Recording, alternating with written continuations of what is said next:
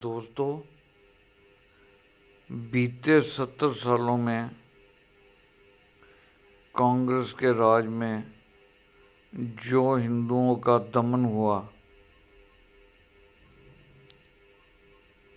ठीक है जी, जो गौ भक्तों को गोलियां मारी गई, राम मंदिर बनाने के लिए 500 साल हमें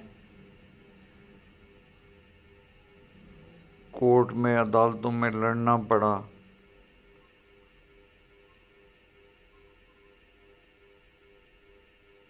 उसकी वजह थी हिंदुओं को धीरे धीरे कांग्रेस ने छीन छीन थोड़ा थोड़ा बिल्कुल सूक्ष्म सूक्ष्म कमजोर करना शुरू कर दिया। मजाक बनाया जाने लगा भगवान राम का। मंदिरों में लोग लड़की छेड़ने के लिए जाते हैं, ऐसी बातें, वाहियात बातें करके जिनका कोई सिर नहीं, कोई पैर नहीं। ये इन लोगों में ही होता होगा। कांग्रेस में बहन की चुम्मी लेते हैं, माँ का माथा चूमते हैं। ऐसा हमारे सनातन धर्म में नहीं है। आज भी बेटा कितना भी बड़ा हो जाए, वो माँ के पाँव छू के मिलता है। ठीक है जी। इन्होंने अच्छा, जो थोड़ा थोड़ा करके सनातन धर्म को इन्होंने ख़त्म करने की कोशिश की, वो आक्रोश, वो चिंगारी हिंदुओं के दिलों में सुलग रही थी। हिंदू बेबस था, कर कुछ नहीं सकता था। राज कांग्रेस का था 70 साल। मगर वो देख के एक बेबस इंसान की तरह देख रहा था। अंदर ही अंदर उसके दिल में आग लगी हुई थी। ये क्या हो रहा है हमारे अपने देश में? हमें इस कदर मोहरा बनाया जा रहा है। अच्छा देखो, हिंदुओं को इतना कमज़ोर करने की कोशिश की गई, हिंदुओं को मिलिटेंट घोषित करने की सरकार की साजिश देखो। कांग्रेस की साध्वी प्रज्ञा, जिसको इतनी बुरी तरह मारा गया, ये सुनने वालों के अब भी रोंगटे खड़े हो जाते हैं कि एक महिला, ऊपर से वो साध्वी, उसके साथ ऐसा व्यवहार, घोर शर्मनाक, अपमानजनक है ये।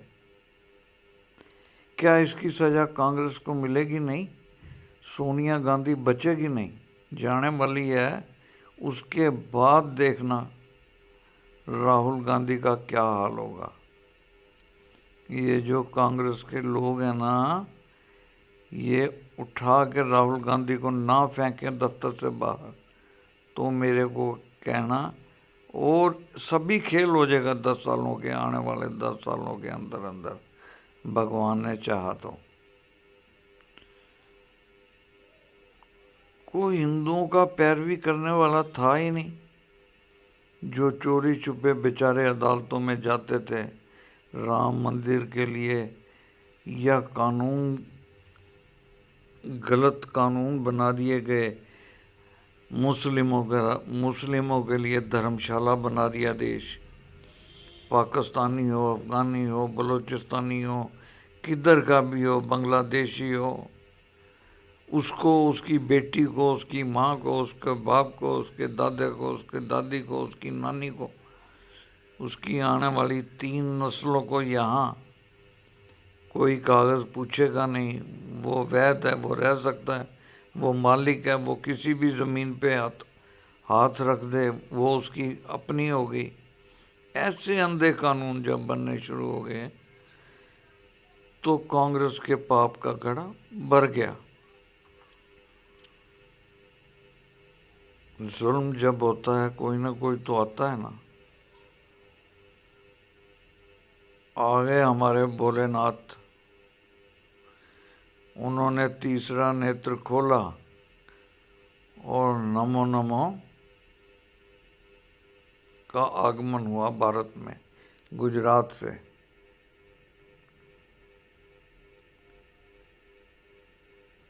मोदी जी भारी मतों से विजयी हुए और आज फिर अपने भारत में ही सनातनियों का डंका बज रहा है। लोग गर्व से कह सकते हैं, चिल्ला के कह सकते हैं, जय श्री राम। वरना पहले श्री राम बोलने पे आपको 4 डंडे मार के या पुलिस लॉकअप में बंद करने की धमकी दी जाती थी कांग्रेस के राज में।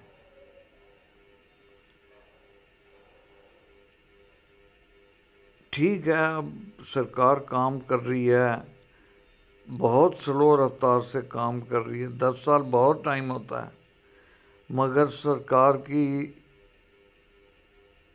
रफ्तार बहुत धीमी है, ये मैं कहूँगा। आज हमारे सुरक्षा बल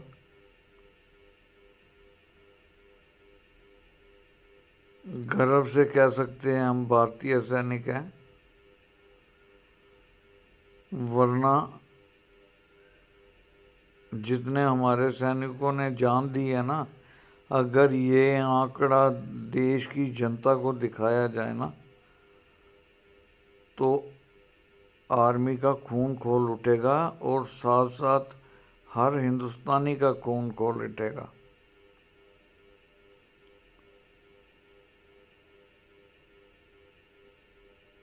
यही रिक्वेस्ट है सरकार से, थोड़ा नहीं ज़्यादा तेजी लाए। वही पुराने घिसे पिटे कानून, उनमें संशोधन करे, नए बिल लेके आए, अपराधियों को सख्त सजाओ, लव जिहाद वालों को उनके अंजाम तक पहुंचाया जाए, कातिल को ज़्यादा से ज़्यादा 3 महीने में फांसी की सजा हो, घुसपैठिए को लात मार के निकाला जाए। ऐसे ही कानूनों की अपेक्षा है सरकार से, ज़्यादा नहीं कहूँगा। जय भारत दोस्तों।